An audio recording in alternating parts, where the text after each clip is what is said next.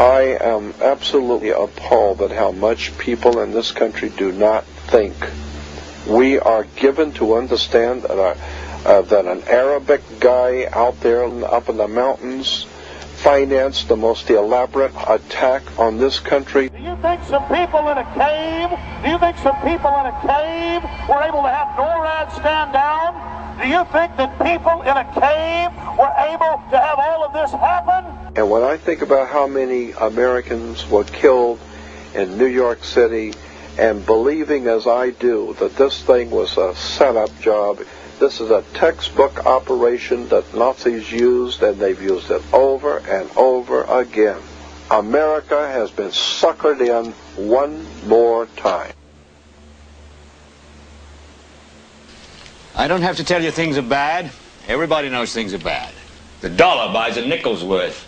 Banks are going bust. Shopkeepers keep a gun under the counter. Punks are running wild in the street, and there's nobody anywhere who seems to know what to do, and there's no end to it. We know the air is unfit to breathe, and our food is unfit to eat. We sit watching our TVs while some local newscaster tells us that today we had 15 homicides and 63 violent crimes, as if that's the way it's supposed to be. We know things are bad, worse than bad. They're crazy. It's like everything everywhere is going crazy, so we don't go out anymore. We sit in the house, and slowly the world we're living in is getting smaller, and all we say is, please, at least leave us alone in our living rooms. Let me have my toaster and my TV and my steel-belted radios, and I won't say anything. Just leave us alone. Well, I'm not going to leave you alone. I want you to get mad. I don't want you to protest. I don't want you to riot. I don't want you to write to your congressmen because I wouldn't know what to tell you to write. I don't know what to do about the depression and the inflation and the Russians and the crime in the street. All I know is that first, you've got to get mad. You've got to say, I'm a human being. God damn it. My life has value.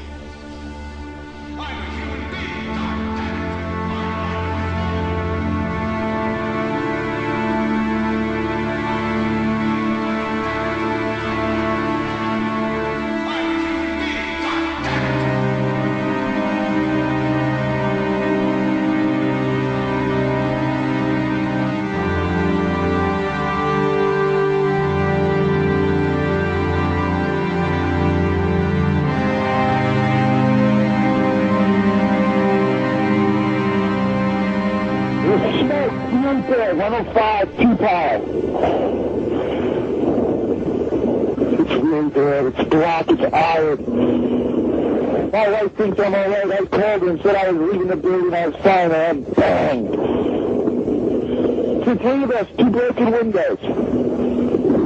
Oh, God!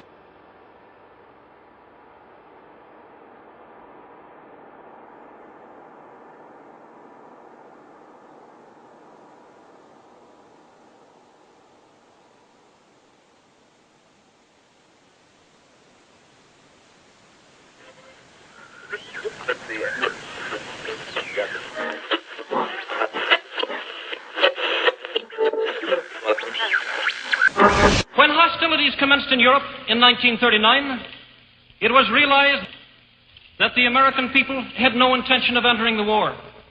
But they believed that this country could be enticed into the war in very much the same way that it was enticed into the last one. They planned, first, to prepare the United States for foreign war under the guise of American defense. Second, to involve us in the war step by step without our realization. Third, to create a series of incidents which would force us into the actual conflict. These plans were, of course, to be covered and assisted by the full power of their propaganda. Our theaters soon became filled with plays portraying the glory of war. Newsreels lost all semblance of objectivity, and they have used the war to justify the restriction of congressional